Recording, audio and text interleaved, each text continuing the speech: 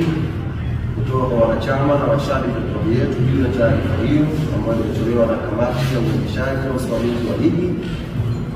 Uongozi wa klabu ya Young Africans kupitia kamati yake tendaji umeiandikia bodi ya ligi kuu Tanzania ikihitaji ufafanuzi, tukihitaji maelezo juu ya mambo kadhaa ambayo tumeyaona kwenye taarifa hii ya uendeshaji au kamati ya sasa. Yako mambo matano ambayo uongozi wa klabu ya Young Africans umeandikia bodi ya ligi kuu Tanzania tukihitaji maelezo, ufafanuzi, tafsiri na miongozo mbalimbali ambayo imetumika na kamati ya saa 72 kwenye kuhukumu baadhi ya mambo au baadhi ya mambo ambayo tuliona hayakutolewa maamuzi yoyote na kamati. Jambo la kwanza ambalo uongozi wa klabu ya Young Africans umeiandikia bodi ya ligi tukihitaji ufafanuzi ni kuhusu adhabu ya mchezaji Selemani Mwalimu.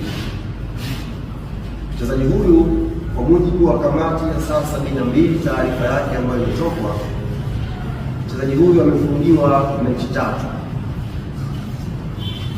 Mchezaji huyu amefungiwa mechi 3.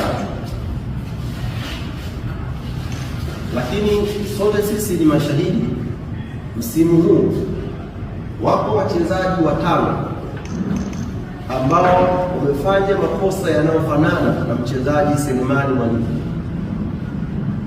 Lakini wachezaji hawa 5 akiwemo Ibrahim Baka wa klabu ya Young Africans, akiwemo Vitalis Mayanga wa klabu ya Mbeya City, akiwemo Alassane Kante wa klabu ya Simba, Jonathan Soa wa klabu ya Simba na Khalid Aucho wa klabu ya Singida Black Stars.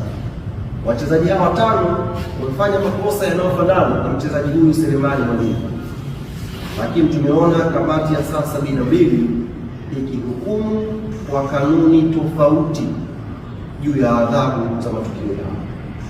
Tumeiandikia bodi ya ligi tukitaka kupata ufafanuzi wa kina na umma ukafahamishwa kwa kina kuna upekee gani wa tukio la Selemani Mwalimu lililopelekea kamati ya saa 72 kuchibua kanuni nyingine tofauti na kanuni ambayo imeshahukumu wachezaji 5